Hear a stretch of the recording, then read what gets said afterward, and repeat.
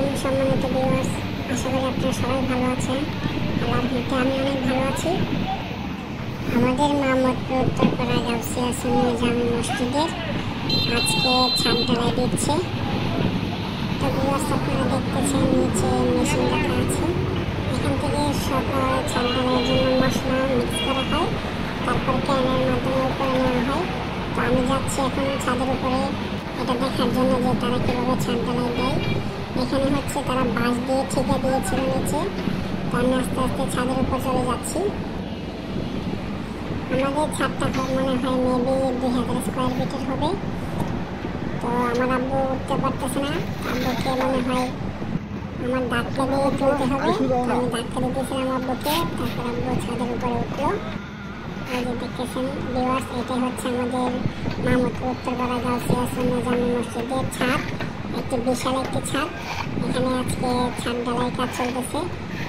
একজন হচ্ছে আমাদের ইলেকট্রিশিয়ান, আর একজন হচ্ছে আমাদের কন্ট্রাক্টর সাহেব।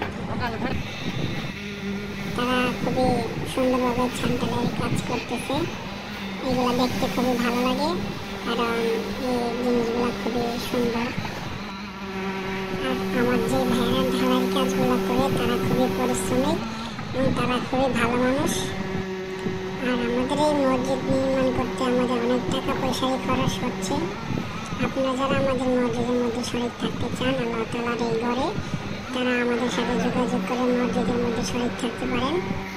কারণ আমাদের মসজিদের আরও অনেক টাকা প্রয়োজন। আমাদের মসজিদের সকল কাজে এখনও বাকি আছে।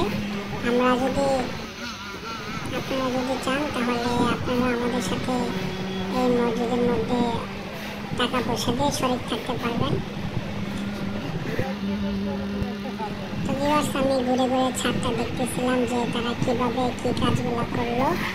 ফাইবার কাজগুলা, রডের কাজগুলা, কোনো দিকে ভান দেওয়া বাকি আছে নাকি আমি এগুলো দেখতেছিলাম, জ্বালা দেওয়া বাকি আছে নাকি। তো গাইস, এখান থেকে তারা মশলাগুলো নিয়ে ওইখানে ঢালতেছে, আর এই ক্যারেন্টের মাধ্যমে তারা নিচ থেকে মশলাগুলো উপরে তুলতেছে। কারণ আর এইখানে কন্ট্রাক্টর ভাইদের যে কাজগুলো বাকি আছে তারা এই কাজগুলো করতেছে। হচ্ছে আমাদের একটা এফের লোক। তুমি সাদরে তো দিগা একটা এফের লোক নিচে যাও, যাও নিচে যাও।